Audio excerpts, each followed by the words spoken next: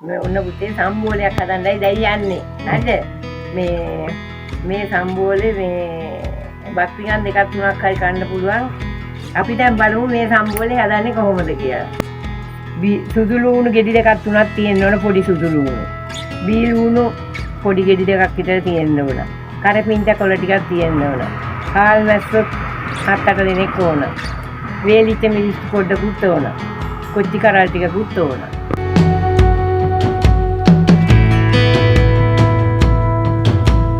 සියලු දේම අපි දැන් තෙලේ බැද ගන්නවා. ටිකක් මේකට එකතු කර ගන්නවා තාච්චියට දාලා. හරිද? කොහොම ආල්මස්ට් එකට බැද ගන්නවා.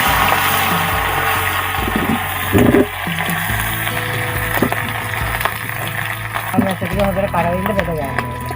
ඊළඟට ඔන්න සුදු ලුණු ටික. ඒ සුදු ලුණු ටික රන්නම් පාට වෙනකම් බැද ගන්න ඕන. ඊළඟට ඔන්න ලුණු ටික දානවා. ලුණු ටික බැද ගන්නවා. දැන් ඒකට ටිකක් නන්නම් පාට වෙන්න බැද ගන්න. ටිකක් ඉන්න බැද ගන්න.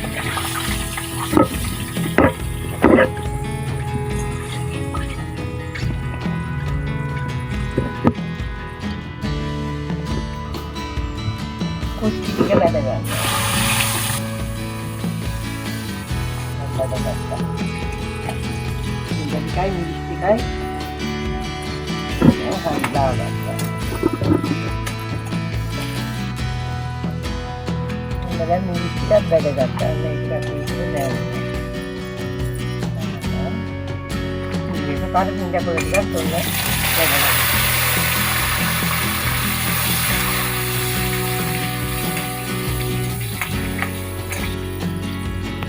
දැන් හරි මේක බැද ගන්න.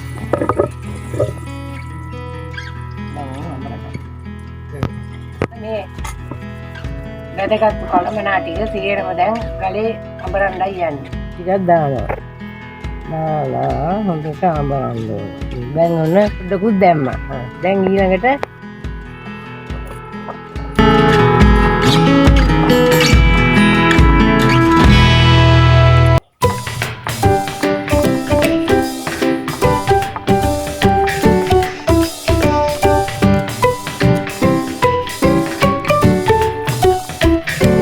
කරපිංචායි ටික දාලා හොඳට අඹරගන්න.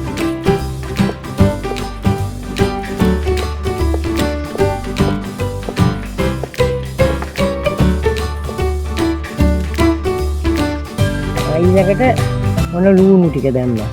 ඒකට සුදු ලුණු ටිකත් එකතු කරලා අපි හදාගත්තු සම්බෝලේ මේවා. ඔන්න කොහොමයි හදාගන්නේ. හොඳ දැන් අපි ලුණු රස එහෙම බලලා තියෙන්නේ. මේ පුතේ බත් එක. බලන්න කොයි සම්බෝලේ රසයි. ලුණු මිරිස් විතරද? ලුණු මිරිස් විතරයි. ඕකෙත් එක බත් කෑවේ හැකි. බත් පිඟන් දෙකක්වත් කෑවේ හැකි. කාලා බලන්න.